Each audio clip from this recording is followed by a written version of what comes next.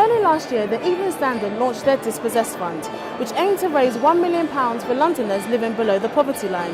This year, with now over £7 million raised, the paper have launched a book which will tell all the world how it started. The Museum of London hosted the book launch that was accompanied with an exhibition. The book, named Call in London, is being sold for £10 and all proceeds go towards the fund. I caught up with its writer as well as the well-known faces that attended the launch.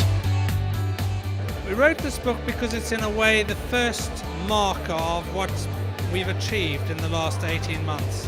It is a testimony to Londoners and the way they responded to the stories that we published.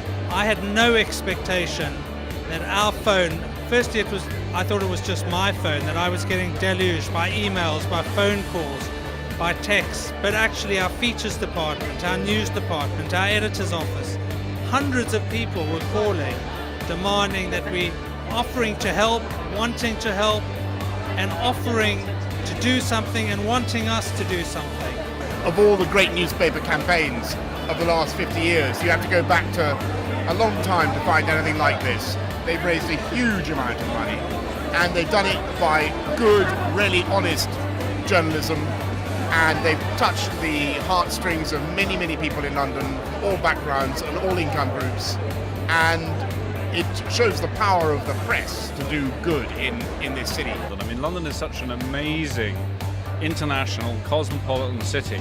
And it's very open, it's very free. That also, of course, means lots of people come here. What this highlights is the enormous diversity that we have in the city of people that can be in real need.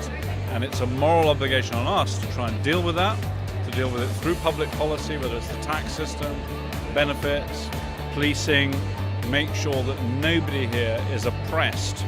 And that's absolutely key. We need a newspaper like the Evening Standard to bring people together to represent the fact that it's going to do something good for the people of London.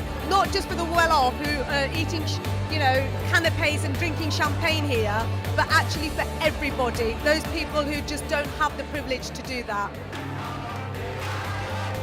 So far, the fund has helped countless individuals and organisations. I went to speak to one of the beneficiaries. Made up of people who've experienced homelessness. So there's some people are kind of close to the street basically, and then some people have moved on a little bit from that now and are getting their lives back together. It's all people who sort of still want to kind of still need that community and still want to kind of build a community within the choir to help them move on with their lives. If this fund didn't exist, where do you think the people that you've helped yourself would be now? Well, I think a lot of them may have turned into trouble. They may have been carrying weapons, and they may have been expelled from school. So, along with our knife and gun crime program, we do mentoring, sporting programs, we run youth clubs, and we've got a music project. This campaign has touched the lives of so many people in the capital and continues to do so.